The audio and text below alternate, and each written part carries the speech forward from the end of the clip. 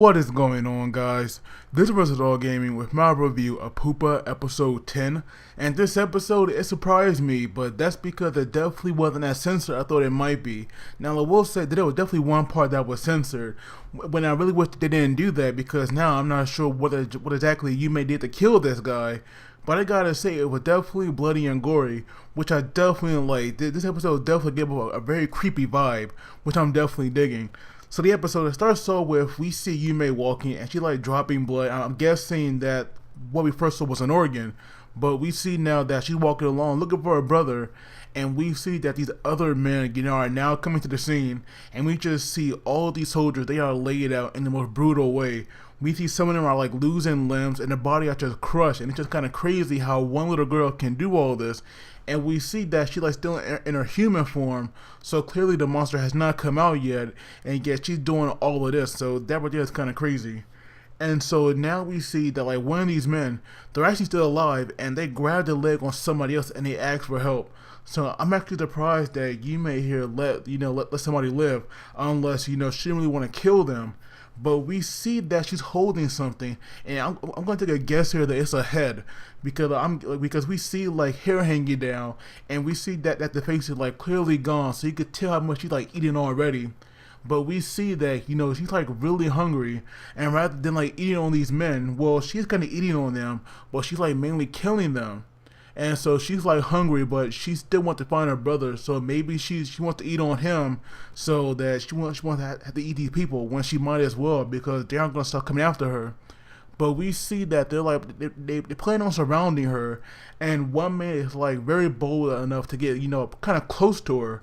And just out of nowhere, Yume turns her head, and we see that her eyes, they start glowing, and next thing you know, this guy is just dead. We see only his legs are standing, but they soon fall over, and blood starts coming out, but we see his top half is now hanging down from the rooftop, and we just see blood everywhere. I'm not gonna lie, even though that part was censored, it was very awesome.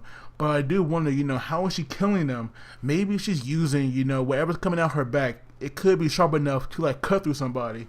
But we see that, after she had took that guy out, she just continued walking on, and these men right now, they're kind of like shocked about what just happened to this guy, because they don't even bother going after her.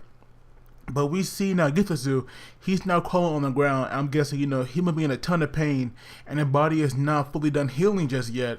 And at one point, we like see him collapse. And then out of nowhere, I'm guessing like in his mind or something, we see this woman appears. And I'm gonna take a guess here and assume that it was his mother, because I mean, who else could it be? From the voice, it's definitely, Naegime appearing as mine, so I'm gonna guess that it's his mother. But this woman, whoever she is, she had told him to wake up, and when he did wake up, it came back to reality. She was gone, and that right there where the episode ends. But I do want to ask you guys, who do you think that is? Do you think it's his mother, like I said, or could it be somebody else? But I'm guessing that in his mind, his mother could still be alive. Oh wait. Matter of fact, I do think that she is alive, but she had abandoned them.